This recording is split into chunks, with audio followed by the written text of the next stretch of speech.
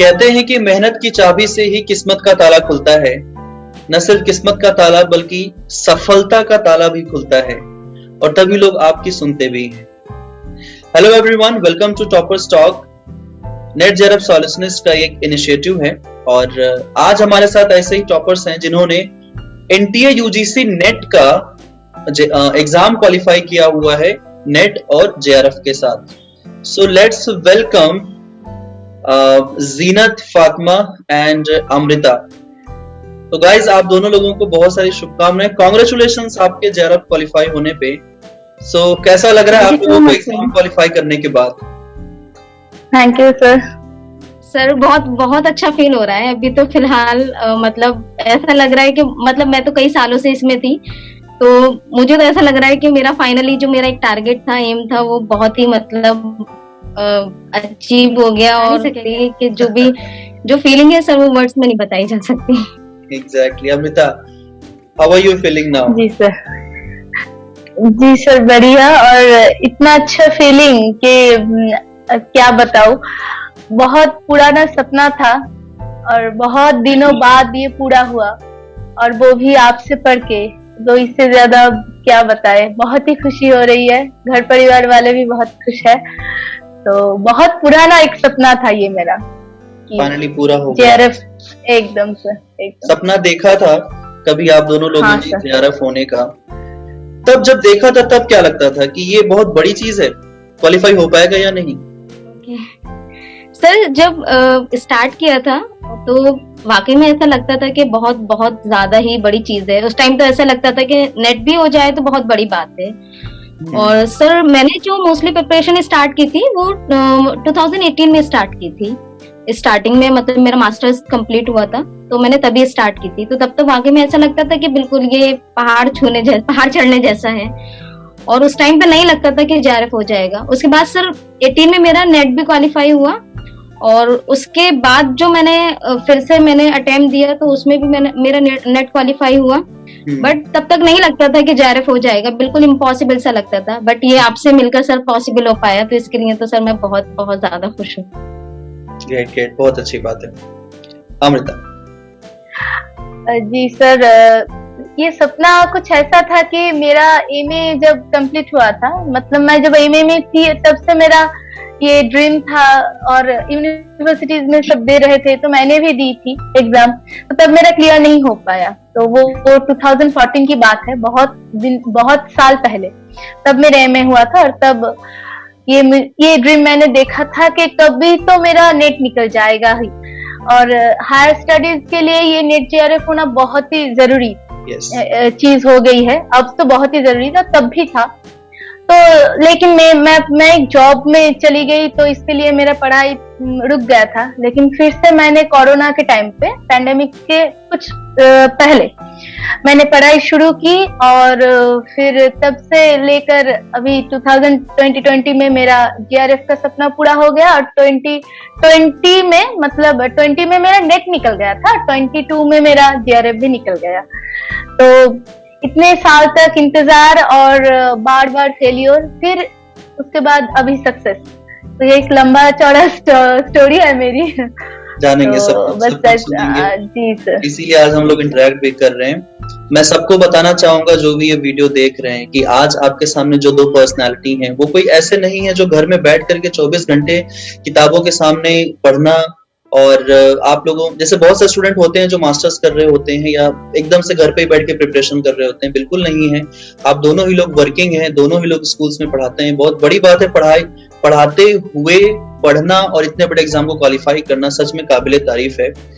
जीनत, सबसे पहले मैं आपसे पूछना चाहूंगा कि कैसे आपने शुरुआत की अपने इस एग्जाम की? जो प्रिपरेशन था, जो पूरी तैयारियां थी, वो कैसे आपने शुरू की? सर, उससे पहले मैं एक चीज बताना चाहती हूँ आपको कि मेरे जो घर में है, मतलब क्योंकि मैं मुस्लिम फैमिली से बिलोंग करती हूँ, तो मेरे घर में सर आफ्टर 12th जो एजुकेशन है वो अलाउड ही नहीं थी। तो पहले तो मुझे उसी चीज से काफी स्ट्रगल करना पड़ा। उसके बाद सर जब मैं ग्रेजुएशन की, और तो ग्रेजुएशन के बाद फिर मास्टर्स में भी एडमिशन जब मैंने लिया तब भी कोई राजी नहीं था, तो वो भी कैसे ना कैसे करके ले लिया सर। उसके बाद सर जब मेरा मास्टर्स कंप्लीट हुआ तो मुझे रियलाइज हुआ, मतलब वहीं पे मुझे मास्टर्स का जो मेरा फाइनल ईयर था तो उसी में मुझे पता चला था कि नेट जेआरएफ जैसा कोई एग्जाम होता है। तब मैंने देखा उसका, जब मैंने सिलेबस वगैरह देखा तो मुझे पता, मतलब मुझे ऐसा लगा कि ये तो बहुत ही ज्यादा, बहुत बड़ा कुछ है ये, मतलब नहीं हो सकता, बहुत इम्पॉसिबल सा है। क्योंकि सर ऐसा भी है कि जो लोकल कॉलेज, क्योंकि मेरा जो मास्टर्स है वो लोकल कॉलेज से ही हुआ है, तो सर जो मतलब यहाँ के जो प्रोफेसर्स वगैरह होते हैं वो सर बुक्स के नाम बताना भी पसंद नहीं करते हैं। तो उस कंडीशन में ऐसा लग रहा था कि ये तो बहुत बड़ी चीज है, ऐसा मतलब इम्पॉसिबल सा ही कुछ है ये।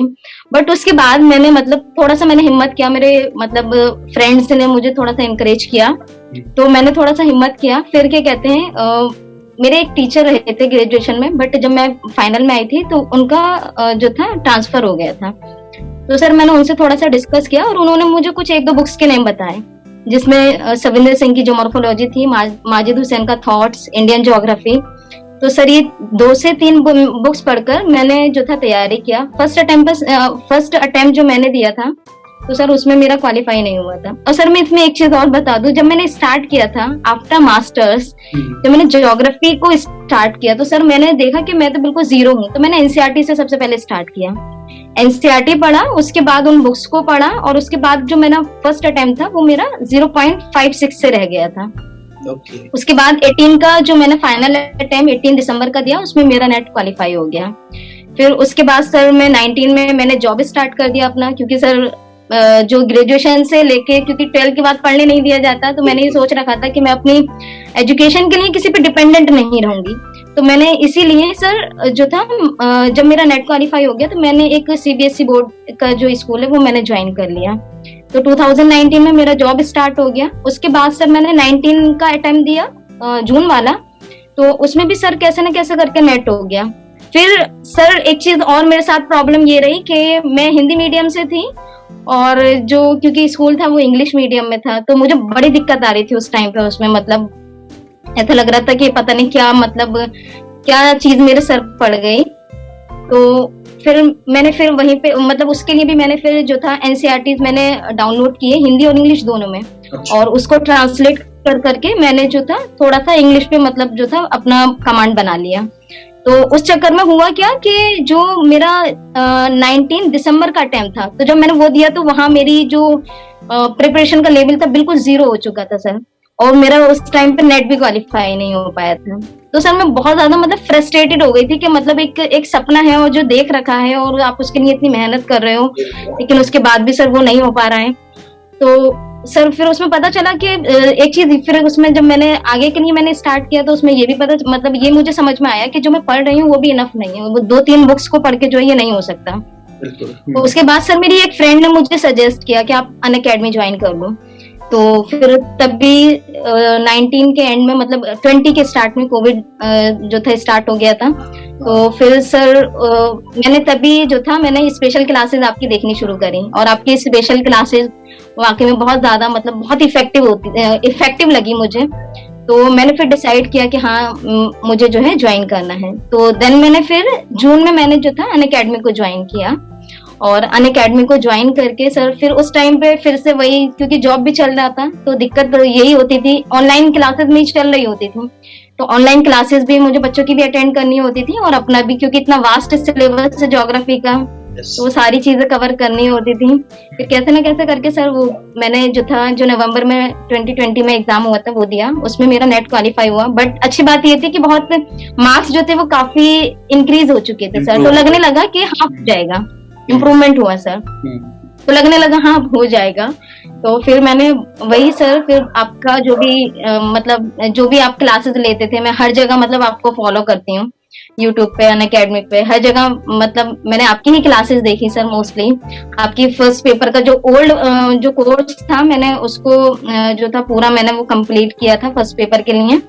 और बाकी जो ज्योग्राफी के लिए जितने भी आपने मतलब जितनी भी क्लासेस ली हैं, भले से वो मेरी देखी हुई भी होती थी तो मैं उसको रिकॉर्डिंग मोड पे जो थी देख लेती थी, तो इससे मेरा रिवीजन हो जाता था।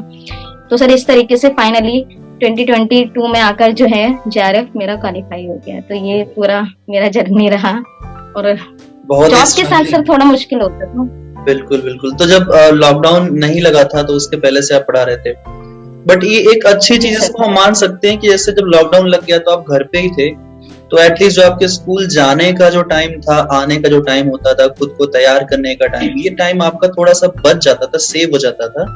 तो वो या जी तो सर। आप अपने खुद के लिए यूटिलाइज कर लेते थे या डेफिनेटली आप अपने स्टूडेंट्स के लिए भी यूटिलाइज कर सकते थे। तो ये जी अच्छी सर। बात रही एक सर तरीके मेरा से। हम्म, सर मेरा जो स्कूल है तो यहाँ से ऑलमोस्ट 28 किलोमीटर के डिस्टेंस पर है, मेरे घर से जो उसका डिस्टेंस बैठता है। तो सर ऑलमोस्ट मेरा 9 से 10 आवर्स तो जाता ही है डेली। तो उस कंडीशन में जो था काफी मतलब दिक्कत होती थी, बट कोई नहीं, सब मैनेज करके हो जाता है। लाइफ स्ट्रगलिंग मुझे है। ऐसा लगता है। जो वीडियो देख रहे हैं उनको ये लगता होगा कि लाइफ मतलब कितनी आसानी से चीजें मिल जानी चाहिए। हम जेआरएफ आप आराम से बस सिलेबस को कवर करो और आसानी से मिल जाए, ऐसा बिल्कुल नहीं है। बहुत सारे सैक्रिफाइसेस करने पड़ते हैं। थैंक यू जीनत आपके इन शब्दों के लिए। अमृता, आपके पास मैं आ रहा हूँ, आपकी स्टोरी जानना चाहूंगा। जी सर, बस मेरा स्टोरी कुछ ऐसा था कि मतलब स्कूल लाइफ से ही मैं टॉप कर रही थी अपने स्कूल्स में। अच्छा, और बात से टॉपर थे तब आप। से, हाँ, बस स्कूल से ही टॉपर थी मैं। अब पढ़ाई के लिए कुछ हाँ, मतलब पढ़ाई का नशा था मुझ में, स्कूल से ही था। तो कॉलेज में भी टॉप कर गई मैं। बहुत सारे स्टूडेंट्स जो बहुत ज्यादा पढ़ते थे, उन लोगों को लगा कि ये कैसे टॉप कर गई, देखो ये तो कल्चरल फंक्शंस में भी पार्ट लेती है, हर जगह पर घूमने भी जाती है, तो इसको कैसे आ गई। ऐसे आ गया। लेकिन उस टाइम, यस सर, लेकिन कॉलेज टाइम में कुछ ऐसा होता था कि हमारे सिलेबस में जो ज्योग्राफी का प्रैक्टिकल पार्ट है ना, वो बहुत ही ज्यादा था। तो प्रैक्टिकल में मैं बहुत स्ट्रांग थी। इसलिए सर, मैं जहाँ ट्यूशन लेती थी वहां पर सभी बोलते थे कि आप कि तुम्हें प्रैक्टिकल बहुत अच्छी से आती है, अगर तुम्हारा थ्योरी थोड़ा वीक भी है तो कोई बात नहीं है, तुम प्रैक्टिकल में ध्यान दो। तो कॉलेज से लेकर फिर एमए आ गए। एमए में मैंने अपने होम यूनिवर्सिटी में ही मुझे एडमिशन मिल गया क्योंकि मैं टॉपर थी। तो बहुत अच्छे से मैंने, जी मैं सर बर्धमान यूनिवर्सिटी, वर्धमान में जो यूनिवर्सिटी है, हाँ हाँ, वर्धमान यूनिवर्सिटी, वर्धमान, यस, बंगाल की फेमस। वहां से मैंने, हाँ सर, फिर वहां से मैंने अपना एमए भी कर ली। फिर वहां से लेकिन एमए का जर्नी कुछ ऐसा था कि वहां 4 सेमेस्टर होता था, लेकिन पढ़ाई से ज्यादा अदर्स चीजें बहुत ज्यादा होती थी। इसलिए पढ़ाई इतना डेप्थ में नहीं होता था। तो बस पढ़ते मतलब सिलेबस कंप्लीट करने से पहले सेमेस्टर आ जाता था। तो ऐसे एमए भी बीत गया। लेकिन एमए पे जाकर मुझे सबसे पहले पता चला, जीनत की तरह ही, कि वहाँ नेट जेआरएफ का एग्जाम होता है और वहाँ अगर नेट निकालो तो आप लोग असिस्टेंट प्रोफेसर, लेकिन जेआरएफ निकालो तो यहाँ पर ही किसी ना किसी सर के पास आपको पीएचडी मिल जाएगा। तो कुछ फ्रेंड्स को, जब हम लोगों का एमए कंप्लीट हो गया तो कुछ फ्रेंड्स को मिल भी गया, लेकिन मुझे नहीं मिला। बस 1-2 नंबर से चूक गई मैं, तो बहुत बुरा लगा। सब फ्रेंड्स को मिल गया, लेकिन वहां से आकर भी मैंने जब अपनी बीएड ज्वाइन किया तब भी मैं नेट दिया, लेकिन तभी अगेन मेरे 2-3 नंबर से चूक गया। तो मुझे पता नहीं चल रहा था कि मेरा हर बार मेरा वो 58% क्यों आ रहा है, क्यों 58 पॉइंट समथिंग, लेकिन 60% मेरा क्यों नहीं आ रहा है। 59% में नेट गया, फिर भी मेरा नहीं आया। तो हर बार मुझे यही लगता था कि शायद मेरे से ही कोई गलती हो रहा है, लेकिन वो गलती कहाँ पर हो रही है वो मुझे पता नहीं चल रहा था। फिर 2016 में मुझे जॉब मिल गया। फिर मैं जॉब में चली गई और स्कूल में पढ़ाना, बच्चों के साथ पूरा दिन 7-8 घंटे तो निकल ही जाता है। घर से निकलते हुए फिर वहां जॉब, फिर आना, फिर उसके बाद इतना थकान हो रहा था कि पढ़ाई ठीक से नहीं हो पा रहा था। फिर नेट का सिलेबस तो ज्यादा है ही, फिर फैमिली में भी टाइम देना पड़ता है। फिर ये सब लेकर बहुत ही मतलब एकदम गोलमाल हो चुका था लाइफ कुछ, मतलब पूरा दिन जॉब और घर का काम। और मतलब मैं अपने फैमिली में एक लौती बेटी हूँ और मेरे एक भैया है, लेकिन फिर भी घर को तो टाइम देना ही पड़ता है क्योंकि पापा मम्मी उतना स्ट्रांग नहीं है, तो इसलिए हम लोगों को बहुत ही ज्यादा एफर्ट देना पड़ता था। तो ऐसे चलते हुए बस मैंने अपनी पढ़ाई छोड़ दी। मतलब ये जो प्रिपरेशन का, इतनी बार फेलियर हो के मैंने 5 बार फेलियर हुई, मैं 5 बार फेलियर हुई हूँ नेट में। मेरा बस 2-3 नंबर से रुक रहा था। मेरे फ्रेंड्स बोले कि तू पढ़ाई ठीक से नहीं करती है। मैं बोलती थी कि हाँ यार, घर आके बहुत टायर्ड फील होता है, पढ़ाई का मन नहीं लगता है, तो मैं नहीं कर पाती हूँ। तो ऐसे नहीं, तब इतना कॉन्सेप्ट भी नहीं था कि यूट्यूब में कुछ क्लास चल रहा है कि या फिर आप ऑनलाइन में पढ़ सकते हो, इतना कॉन्सेप्ट भी नहीं था। बस अपनी जॉब को लेकर परेशानी, फिर ये सब चल रहा था ऐसे ही लाइफ। तो मैंने पढ़ाई भी छोड़ दी। फिर 2020 में कोरोना आ गई। जब कोरोना आ गई तो पूरा दिन घर बैठे, तो क्या करना है, तो मैं सोची कि चलो पढ़ाई फिर से शुरू करते हैं। लेकिन शुरू से शुरू करना पड़ता था क्योंकि नेट का जो सिलेबस है वो इतना वास्ट है कि उतने दिनों में मैं पूरी ज्योग्राफी भूल चुकी थी। और पेपर 1 तो छोड़ ही दीजिए कि क्या था, मुझे आइडिया ही नहीं था।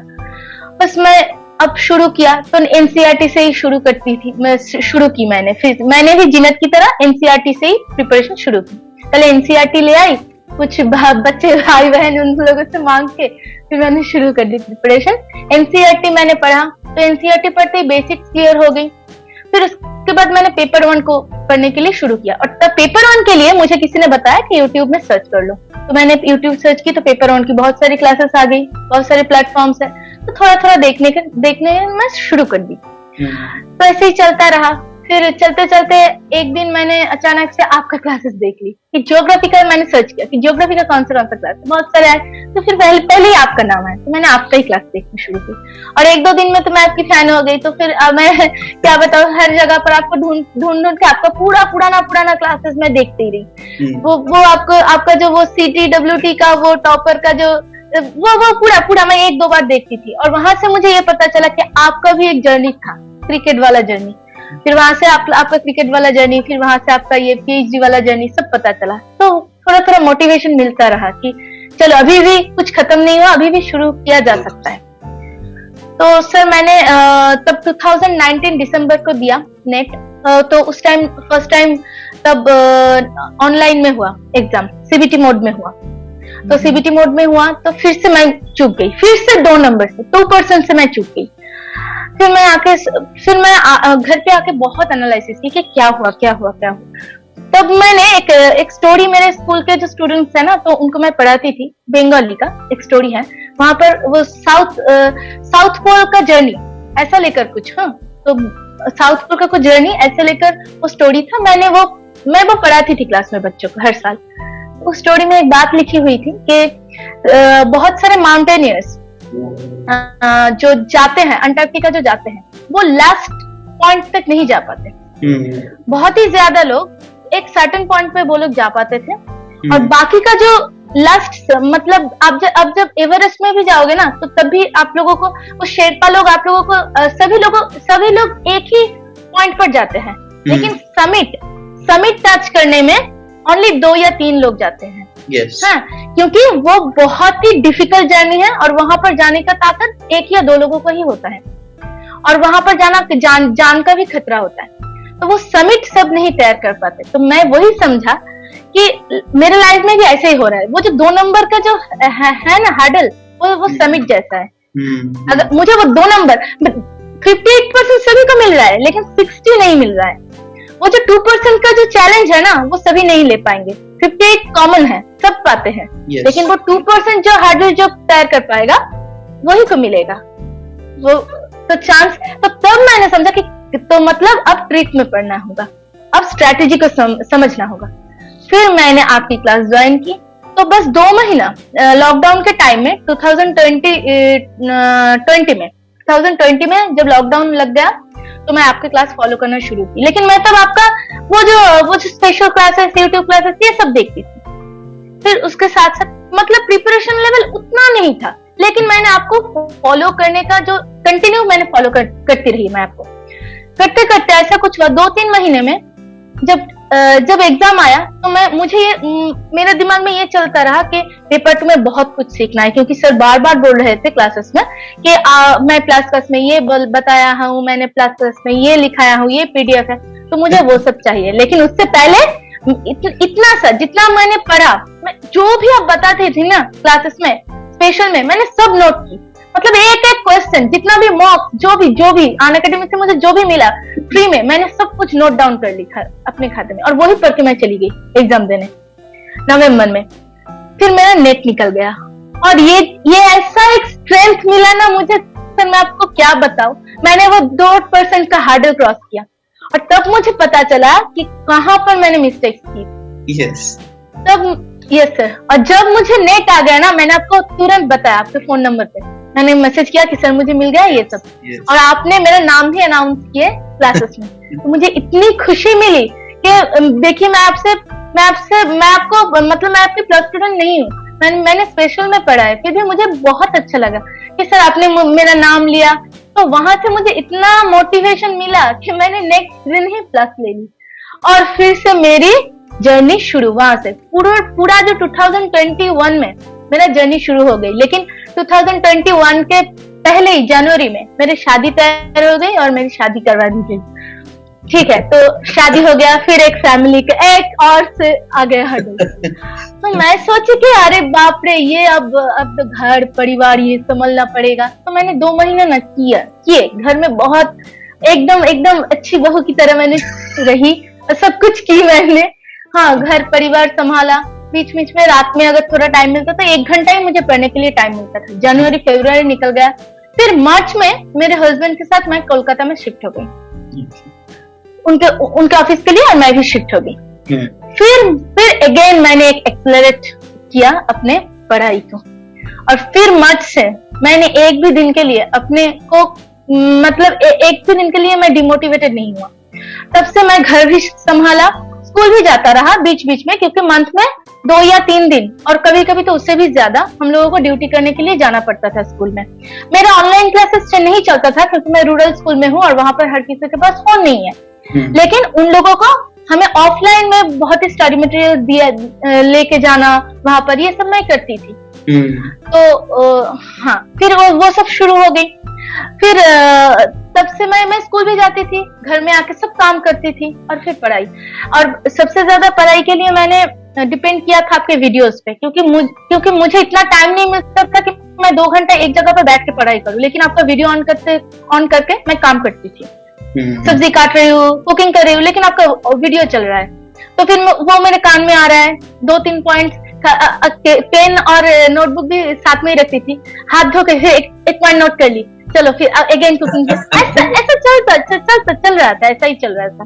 लेकिन बहुत दिक्कत आ रही थी, कभी कभी इतना नर्वस हो गई थी मैं कि अब मुझसे नहीं होगा। कभी कभी बहुत ही ऐसा लग रहा था, लेकिन पता नहीं बाय गॉड मुझे शायद मैंने इतना हार्डवर्क शायद भगवान ने देख ली होगी, तो इसलिए जीआरएफ निकल गया मेरा। और पता नहीं सर, इस बार जीआरएफ में कुछ अलग ही हुआ था। एग्जाम देने में, एग्जाम सेंटर मेरा हर बार मेरा एग्जाम सेंटर घर से 10 किलोमीटर के अंदर पड़ता था, इस बार बहुत दूर, मतलब अगले दिन मुझे जाना पड़ा, मैं वहां पर रही। फिर एग्जाम के दिन सुबह 8 बजे मैं निकल गई, वहां पर होटल में रह के मुझे एग्जाम देना हुआ। मेरे हस्बैंड थे साथ में, ये और वो मेरे बहुत ही मतलब मेरे साथ में, मतलब मेरी जर्नी में मेरे बहुत ही क्या बताऊं पार्टनर रहे वो, बहुत ही ज्यादा।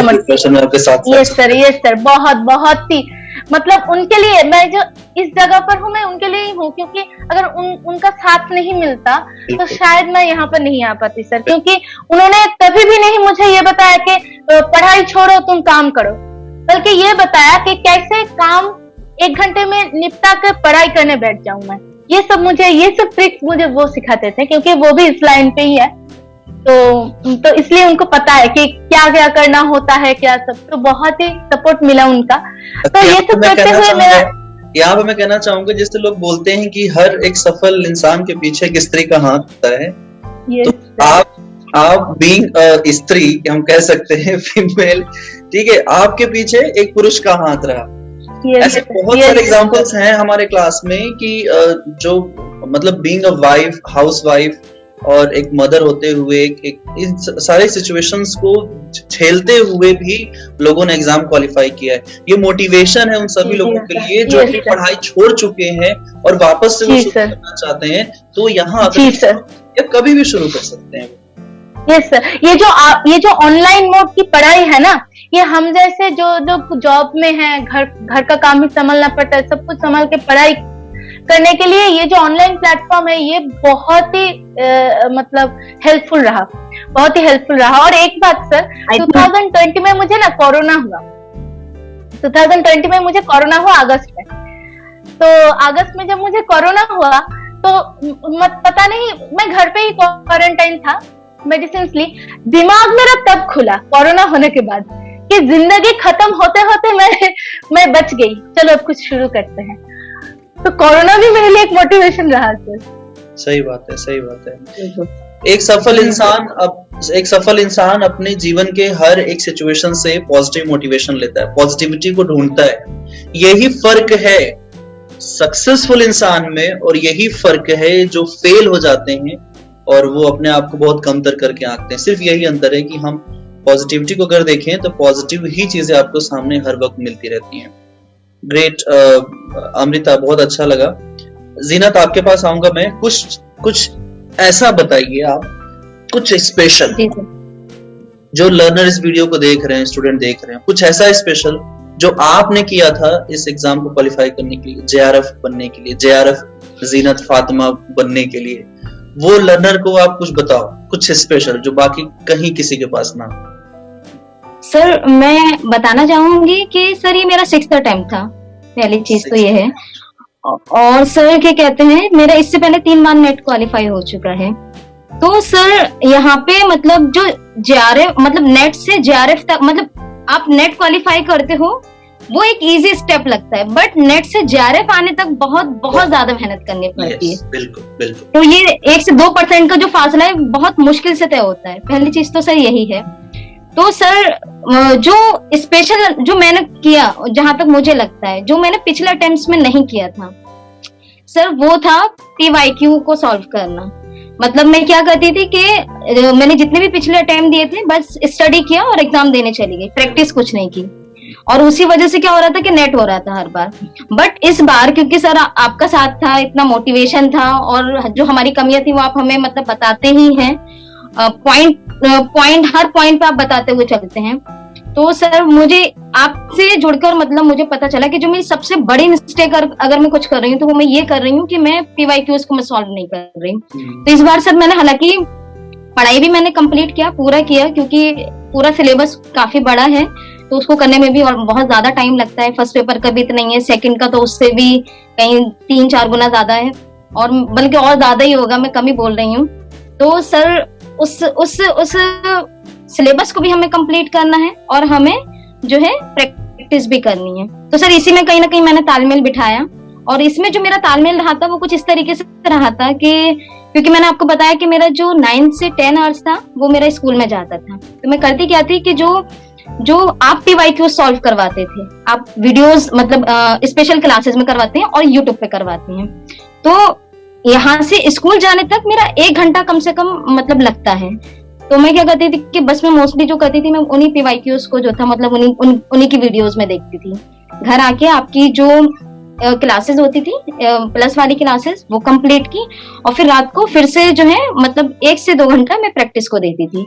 तो सर मुझे जहां तक लगता है तो मेरा यही जो है एक स्पेशल पॉइंट रहा है, प्रैक्टिस जितना करेंगे हम उतने ही ज्यादा एग्जाम को कंडक्ट करने के लिए मतलब एग्जाम को अटेम्प्ट करने के लिए हम उतने ही ज्यादा स्पेशलाइज्ड बनते चले जाएंगे।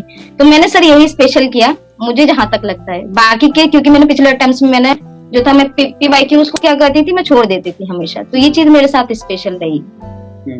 और इसके अलावा सर एक चीज और भी है कि आपको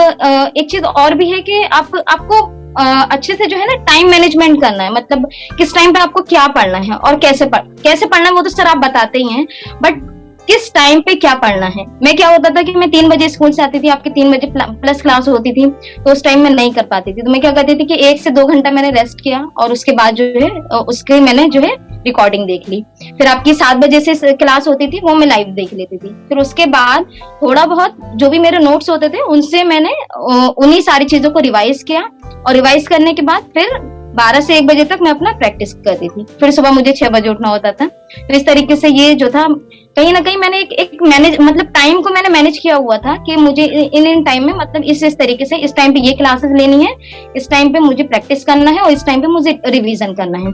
और जो पेपर वर्क था मैंने जो पेपर 1 था तो पेपर 1 में भी मतलब एक चीज इसमें ये भी आती है, मोस्टली लर्नर्स जो है मतलब मुझे भी अभी कई लोगों की कॉल आई है कि इसमें पेपर 1 को हम कैसे मैनेज करें। पेपर सेकंड इतना वास्ट है, तो पेपर 1 को हम कैसे टाइम दें? तो उसमें बस आप 1 से 2 घंटे निकाल सकते हो, किसी भी टाइम में आप सुबह में पढ़ सकते हो। समटाइम्स मेरे साथ ऐसा होता था कि मुझे अगर स्कूल में टाइम मिलता था, मुझे अगर आधा घंटा 1 घंटा अगर स्कूल में फ्री मिला, तो मैं वही पेपर 1 की वीडियोस लगा के जो थी बैठ जाती थी, और वापस आते टाइम भी मैं पेपर 1 की वीडियोस देख रही होती थी। तो मुझे पेपर 1 जो था, मतलब मैंने एक जो स्लॉट बना रखा था कि मुझे पेपर 1 जो है उस टाइम पे पढ़ना है। जाते टाइम मुझे जो है पेपर 2 के PYQ सॉल्व करने हैं, और आते टाइम मुझे पेपर 1 के PYQs या पेपर 1 की वीडियोस जो है वो कवर करनी है। और बीच में अगर टाइम मिलता है, स्कूल में टाइम मिलता है, तो उस टाइम पे भी मुझे क्या करना है, पेपर 1 को ही पढ़ना है। तो घर आकर मुझे सिर्फ पेपर 2 पढ़ना होता था। तो ये कहीं ना कहीं मेरी एक स्पेशल स्ट्रेटेजी रही है, प्रैक्टिस विद सिलेबस के साथ। गुड गुड, बहुत अच्छी स्ट्रेटजी थी, तभी आपका JRF भी हो गया इस बार। कहते हैं कि अगर आपको सफलता नहीं मिल रही है ना, तो कभी भी रास्ते अपने मत बदल दीजिए, है ना। आपको अपना अप्रोच चेंज करना चाहिए, और वही आपने भी किया अपने साथ जीनत, बहुत अच्छी बात जी है। सर, बिल्कुल सर, बहुत बहुत मतलब कंप्लीटली चेंज था, बिल्कुल जो मैंने लास्ट प्रिपेयर किया था उससे बिल्कुल कंप्लीट चेंज था, कुछ भी पहले जैसा किसी को करना पड़ेगा। जो भी ये वीडियो देख रहा है, अगर आपके साथ भी ऐसा हुआ है, बार बार आप फेल हो रहे हो ना, तो आपको भी अपने अप्रोचेस को चेंज करने पड़ेंगे। कुछ ऐसा बनाइए, अपने आप को समझिए कि आपको ये पता चल सके कि अभी तक जो आपने किया था वो क्यों गलत हुआ, और आगे आप क्या उसमें सुधार कर सकते हैं। सर, एक चीज मैं और बोलना चाहूंगी। हाँ बिल्कुल बिल्कुल, बोलिए सर। मतलब हम बार बार फेल होके क्या करते हैं कि हम छोड़ देते हैं, बस छोड़ना ही नहीं है। सर, आपने भी हमेशा यही सिखाया है कि छोड़ना नहीं है, सिर्फ लगे रहना है। और कहीं ना कहीं आपसे भी मोटिवेशन मिलता था, क्योंकि आपने भी अपनी मतलब जर्नी को हमारे साथ हर मतलब बहुत ज्यादा शेयर किया हुआ है, तो कहीं ना कहीं एक वो मोटिवेशन मिलता था। और दूसरी चीज ये थी कि अगर सर कर सकते हैं तो हम क्यों नहीं कर सकते। सर ने भी इतनी परेशानियों में किया, इतनी सारी चीजों को फेस करते हुए किया, तो हम भी कर सकते हैं। उतनी बड़ी दिक्कतें हमारे साथ नहीं है, तो वो चीज एक मोटिवेशन रहा था। बस यही है कि आप अगर हारते हो तो उससे कुछ सबक लीजिए, बट उसे छोड़िए मत। उसको एंड जब भी करना है जब आप अपने मंजिल तक पहुंच जाओ। Thank you Zeenat, thank you. Amrita, आप, हमारे पास समय भी बहुत कम है, तो अभी हम आते हैं। आपसे मैं पूछना चाहूंगा कि एक लर्नर को UGC नेट के सिलेबस को देखते हुए पेपर 1 पेपर 2 किन यूनिट्स के ऊपर या किस टॉपिक के ऊपर ज्यादा फोकस करना चाहिए? आपको क्या लगता है कि ये वाले टॉपिक ज्यादा पूछ जाते हैं एग्जाम में? जी पेपर 1 के लिए मुझे लगता है कि जो लोग DY और RC ये सब यूनिट से भागते हैं, उन लोगों को मैं पहले ही बोलना चाहूंगी कि देखिए इन सब से भागिए मत, क्योंकि अगर पेपर 1 में ये सारे पोर्शंस जो है ना, ये DY RC, logical reasoning, mathematical reasoning, यही स्कोरिंग है। अगर ये सब पोर्शंस आपको आ जाता है तो आप देखिएगा कि बाकी सारे स्टूडेंट्स सबको मतलब ये जो बाकी जो पोर्शंस है ना, मतलब मेथोडोलॉजी जो है, टीचिंग एप्टीट्यूड, रिसर्च मेथोडोलॉजी, ये सब सबको आता है। लेकिन अगर आपको कुछ पोर्शंस आपको मतलब ये सब जो यूनिट है DI, mathematical reasoning and RC, ये सभी आपको बाकी सबसे आगे ले जाएगा। तो इन सब यूनिट से डरिए मत, थोड़ा प्रैक्टिस की जरूरत है। आप लोग अगर PYQ प्रैक्टिस करेंगे तब भी हो जाएगा। और थोड़ा और भी एक बात बताना चाहती हूँ कि इन सब हम लोग डरते ज्यादा है। ये यूनिट इतना डिफिकल्ट है नहीं, और जितना टाइम कंज्यूमिंग हमें लगता है कि एक DI सॉल्व करने में बहुत ज्यादा टाइम लग जाता है, लेकिन ऐसी बात है नहीं। आप अगर प्रैक्टिस में रहोगे तो ये आपको बहुत ही जल्दी से हो जाएगा, आपको एग्जाम में आ जाएगा। तो पेपर 1 में ये सब यूनिट से मत भागिए। लॉजिकल रीजनिंग भी बहुत ही इजी है, और research methodology and people environment. अगर people environment and higher studies topic जो है वो थोड़ा स्टैटिक पार्ट है, उसको थोड़ा डे टू डे आप रिवाइज करना होगा। वीकली रिवीजन कीजिए, उन सब टॉपिक को वीकली रिवीजन करने की जरूरत है, क्योंकि वो इतना स्टैटिक पार्ट है। अगर आप 1 महीना उसको छोड़ देंगे ना, तो 1 महीने के बाद वो आपको याद नहीं रहेगा। तो उसको थोड़ा स्टैटिक पार्ट है। और टीचिंग एप्टीट्यूड तो आप अपने टीचिंग एंड कम्युनिकेशन, ये सब आप आपके खुद के लाइफ से रिलेट करके उसका आंसर हो जाता है, क्योंकि आजकल नेट का क्वेश्चन बहुत ही ज्यादा कॉन्सेप्चुअलाइज्ड आ रहा है, तो वो सब लगाकर ये आ जाता है। लेकिन आप लोग DI RC ये सब पोर्शन पहले ही अटेम्प्ट करने की कोशिश कीजिए। मैंने भी वही की थी, क्योंकि मुझे लगा कि ये सब स्कोरिंग है। और पेपर 2 का तो क्या बताओ, पेपर 2 में हर एक पोर्शन इंपॉर्टेंट है, और फिजिकल जियोग्राफी का पार्ट तो बहुत ही इंपॉर्टेंट है। फिजिकल जियोग्राफी को समझ के अगर आप पढ़ना शुरू करोगे, पहले से ही आपको समझ के पढ़ना होगा। देखिए सेंसस का डेटा सेम ही था, वो मैंने पिछले साल भी जो पढ़ा था वही इस साल था, तो इसमें कुछ डाइवर्सिटी ज्यादा है नहीं, वो लास्ट मोमेंट में ही हमें पढ़ना पड़ता है कि कौन से रिवर की कौन सी ट्रिब्यूटरीज है, कौन सी सिटी के पास कौन सा मेला होता है, ये सब वगैरह वगैरह, ये सब तो स्टैटिक पार्ट है। ये सब आपको हर साल एक ही चीज आपको मतलब मेमोराइज करना पड़ेगा। लेकिन जो कॉन्सेप्ट का पार्ट है ना, वो सब में थोड़ा ज्यादा मुझे लगता है इम्पोर्टेंस देना चाहिए, और थोड़ा वो गूगल से थोड़ा लर्न कीजिए, थोड़ा कुछ बुक्स करिए, थोड़ा ज्यादा, इतना नहीं कि एकदम एक दिन में एक ही टॉपिक को लेकर पूरा दिन बैठे रहे, वह पूरा उस पर रिसर्च कर डाला, पूरा उसमें PhD कर डाला, मतलब ऐसा नहीं है। थोड़ा ज्यादा कंसेप्ट बिल्ड करने पर फोकस कीजिए। कंसेप्ट बिल्ड से ही होगा, क्योंकि आजकल ऐसी क्वेश्चन नहीं आ रहा है कि आपको ये बताइए यूनिफॉर्मिटेरियनिज्म किसने दिया था, हटन ने दिया था, ये सब इतना स्टैटिक क्वेश्चन सब नहीं आ रहा है।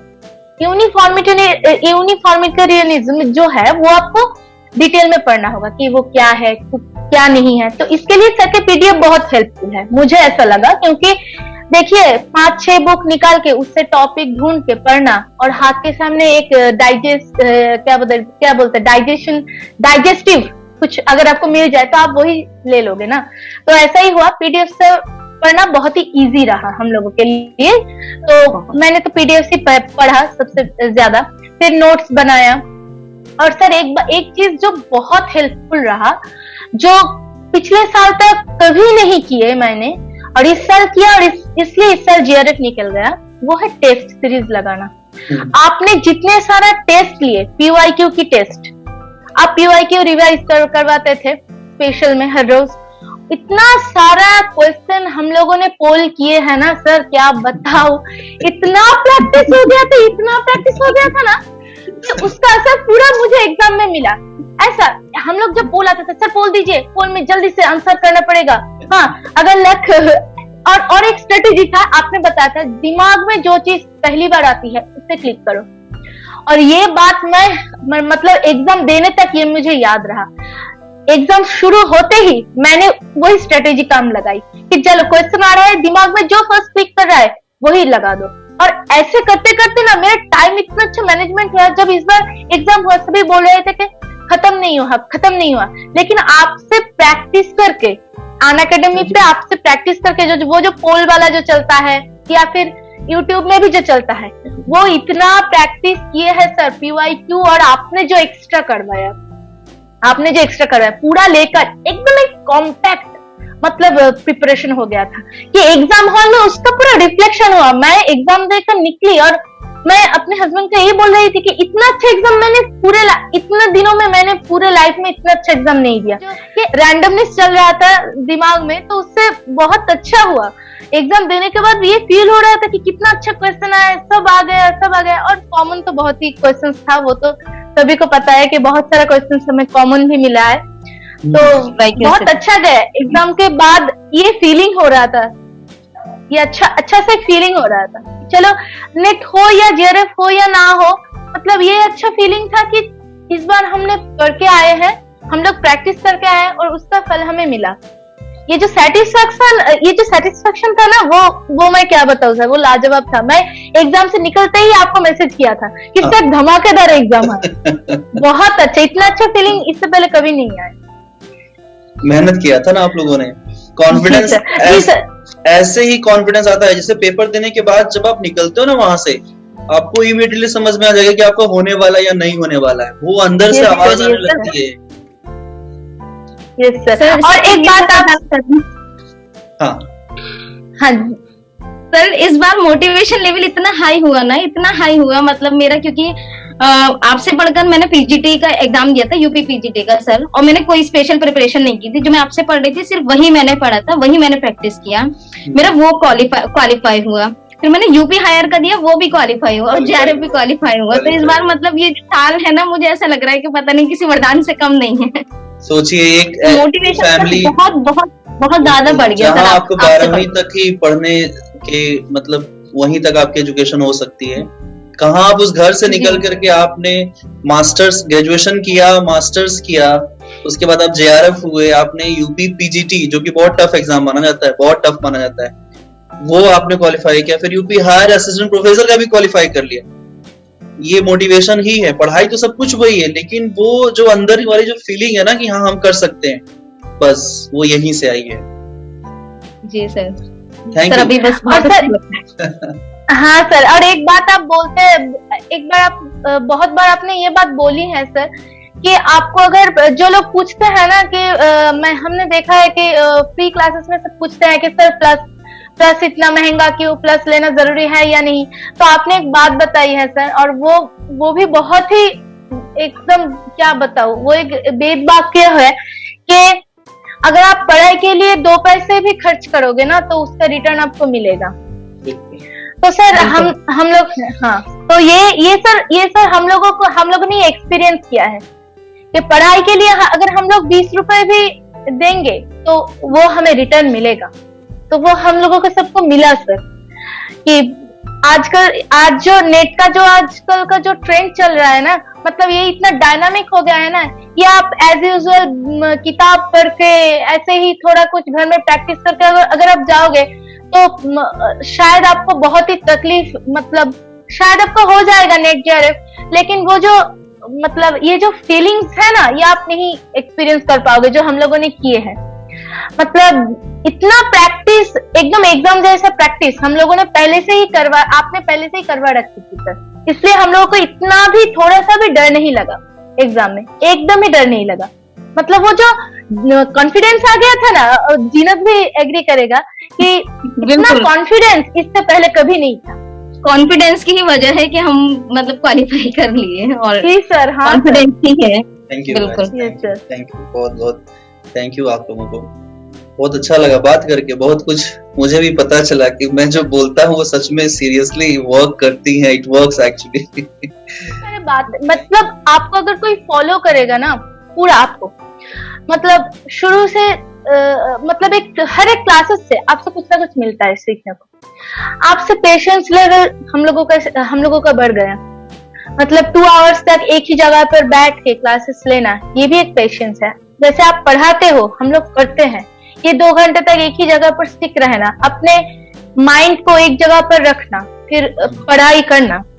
हाँ, और ये भी एक चैलेंज रहता है कि जितना भी हो सके वीडियो से ही लर्न कर लूं, ताकि मुझे बाद में ज्यादा पढ़ने के लिए टाइम नहीं देना पड़े। ये सब बात, फिर दोनों ये बात तो है ही। और फिर दिमाग को ठंडा रखना, ये भी आपसे मैंने सीखा है सर, कि ऐसा तो बहुत ही बार होता है कि क्लासेस में इतना सारा बातें होता है, बच्चे बहुत सारा बातें करते हैं, लेकिन आप अपना दिमाग ऐसे कूल, लेकिन आपके गले से वो जो टेम्पर वाला बात निकलता ही नहीं है। आप जैसे कूल, एकदम कूल मिजाज में आप बातें करते हो, आप डांट रहे हो, लेकिन वो भी इतना कूल मिजाज से ना, कि इससे पता चलता है कि दिमाग को ठंडा रखना ये भी एक क्वालिटी है। ये भी आपको सीखना पड़ेगा हायर स्टडीज के लिए। पेशेंस लेवल आपको इंक्रीज करना पड़ेगा हायर स्टडीज के लिए। ये सब सर बोलते हैं ना कि आईएएस जो यूपीएससी जो एस्पिरेंट्स होते हैं, आईएएस के लिए, आईएएस का प्रिपरेशन इतना टफ क्यों होता है? इसलिए टफ होता है क्योंकि आप आईपीएस तो बनते हो जब आपको डिग्री मिलता है, मतलब आपको आप जब क्वालिफाई करते हो, फिर आपका ट्रेनिंग होता है तब। लेकिन आधा आईपीएस तो तभी बन जाते हो जब आप प्रिपरेशन करते हो, तभी आपका माइंड सेट, आप एक पूरा चेंज्ड, मतलब एक डिफरेंट कैरेक्टर आपको बिल्ड करना पड़ता है उससे पहले ही। तो प्रिपरेशन लेवल में ही आपको एक प्रोफेसर बनने के काबिलियत बनाया जाता है। तो नेट जेआरएफ के टाइम हम लोगों ने भी प्रिपरेशन लेवल ऐसे ही किए थे, तो ऐसा लगता था कि हम लोगों का भी प्रिपरेशन मतलब माइंड सेटअप और point of view, focus, life का वे ऑफ थिंकिंग सब कुछ चेंज हो रहा है, मतलब ऐसा। तो ये भी बहुत कुछ सीखने को मिला, बस सिर्फ पढ़ाई नहीं करना पड़ेगा ना अपने आप को। अगर आपको लोगों से अलग हट करके कुछ बनना है तो एक ट्रांसफॉर्मेशन की बहुत जरूरत है। और आज के टाइम में तो बहुत ही ज्यादा, जब कंपटीशन इतना बढ़ गया है कंपटीशन, कि मुझे याद है कि जब मैंने पहली बार लाइव क्लासेस लेनी शुरू की थी अनअकैडमी पे या यूट्यूब पे, तो बच्चे बहुत कम होते थे। नंबर ऑफ सब्सक्रिप्शन या सब्सक्राइबर से मैटर नहीं करता है, मैटर करता है कि आप जब पढ़ा रहे हो तो लाइव रियल टाइम आप क्लास ले रहे होते हो तो कितने बच्चे आ रहे हैं। जैसे हम लोगों ने लास्ट टाइम ही किया था, तो 1500-2000 बच्चे क्लास में जुड़ रहे थे लगातार। तो वो बता रहा है कंपटीशन का लेवल कितनी तेजी से बढ़ रहा है। और अगर आप उस कंपटीशन लेवल में खुद को चाहते हो कहीं पर एग्जिस्ट कराना, कहीं चाहते हो पहुंचना, तो उसके लिए आपको अपने अंदर ट्रांसफॉर्मेशन लाना पड़ेगा और उसके लिए कहीं ना कहीं से शुरुआत तो करनी पड़ेगी। Thank you guys, thank you Amrita, thank you Zeenat for joining us today, और बहुत अच्छा लगा। Thank you. आई होप आप लोगों ने जो बातें बताई हैं बहुत ही अच्छी और क्वालिटी वाली जो बातें आप लोगों ने बताई हैं वो लर्नर्स को बहुत हेल्प करेंगे आने वाले एग्जाम के लिए। I wish you all the best to all of you. आप लोग अच्छा करिए, आप लोग अच्छे टीचर हो ही, लेकिन हायर एजुकेशन में भी आप लोगों का सिलेक्शन हो और आप ऐसे आगे बढ़ते रहो। हमारी शुभकामनाएं आपके साथ है। Thank you so much guys. Okay, thank you so much sir. Thank you so much sir.